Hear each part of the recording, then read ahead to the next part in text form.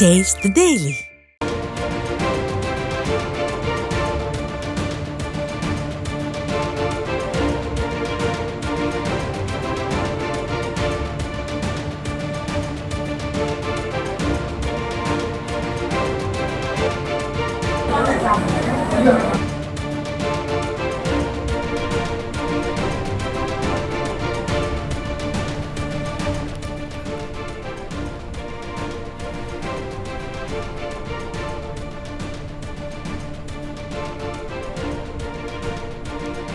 தஞ்சை மாவட்டம் பட்டுக்கோட்டை அருகே மல்லிப்பட்டினம் அரசு உயர்நிலைப் பள்ளியில் ஆசிரியை ரமணி என்பவரை மதன் என்பவர் கத்தியால் குத்தி படுகொலை செய்த சம்பவம் கடும் அதிர்ச்சியை ஏற்படுத்தியுள்ளது.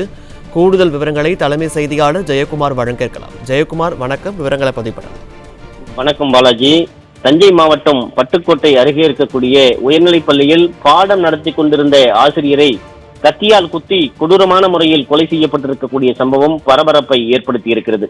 தஞ்சை மாவட்டம் பட்டுக்கோட்டை அருகே இருக்கக்கூடிய மல்லிப்பட்டினம் அரசு உயர்நிலைப் பள்ளியினுடைய ஆசிரியராக பணியாற்றி வருவர் ரமணி. இவருக்கு வயது 26.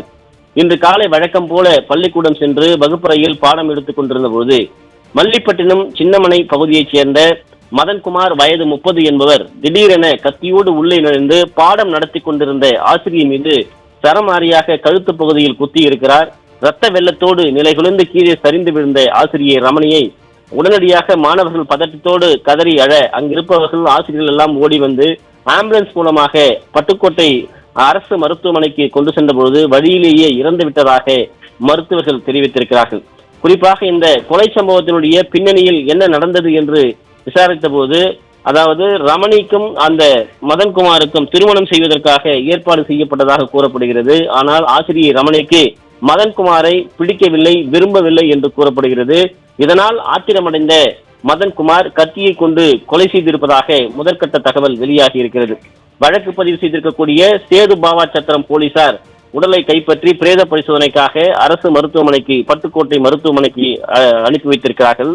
திமுக ஆட்சியில் பள்ளியில் பாடம் நடத்தி கொண்டிருக்கக்கூடிய ஆசிரியருக்கு கூட பாதுகாப்பு இல்லாத ஒரு அவலநிலை ஏற்பட்டிருக்கிறது. வகுப்பறையிலே பாடம் நடத்தக்கூடிய கடவுளுக்கு நிகராக கருதக்கூடிய ஆசிரியருக்கு கூட பாதுகாப்பு இல்லை என்றால் இந்த நாடு எங்கே சென்று கொண்டிருக்கிறது என்கிற கேள்வி எழுகிறது. வகுப்பறையில் இருக்கக்கூடிய மாணவர்கள் மத்தியிலே, குறிப்பாக அந்த இளம் பிள்ளைகள், சிறுவர்கள், அவர்கள் 10ஆம் வகுப்பு 12ஆம் வகுப்பு படிக்கக்கூடிய மாணவர்கள், அவர்கள் கண்முன்னே ஒரு கொலை நடக்கிறது. அவர்கள் ஆசிரியைக்கு நேர்ந்த இந்த துயர சம்பவத்தை அவர்கள் எப்படி பார்ப்பார்கள்? இது போன்ற அரசு பள்ளிகளில் நடக்கக்கூடிய இந்த அவல நிலைக்கு இந்த திமுக அரசு, குறிப்பாக பள்ளிக்கல்வித்துறை என்ன செய்ய போகிறது என்கிற மிகப்பெரிய ஒரு கேள்வி எழுகிறது. வகுப்பறைகளில் நடக்கக்கூடிய வன்முறை சம்பவங்களுக்கு முற்றுப்புள்ளி வைக்க வேண்டும் என்பதுதான் மாணவர்கள் ஆசிரியருடைய கோரிக்கையாக இருக்கிறது. எனவே ரமணிக்கு நேர்ந்த இந்த படுகொலை என்பது, இந்த கொலை என்பது அடுத்த கட்டமாக வேறு எந்த ஆசிரியருக்கும் ஏற்படக்கூடாது என்பதுதான் மாணவர்கள் மற்றும் பெற்றோர்கள், ஆசிரியருடைய எதிர்பார்ப்பாக இருப்பது குறிப்பிடத்தக்கது. பாலாஜி,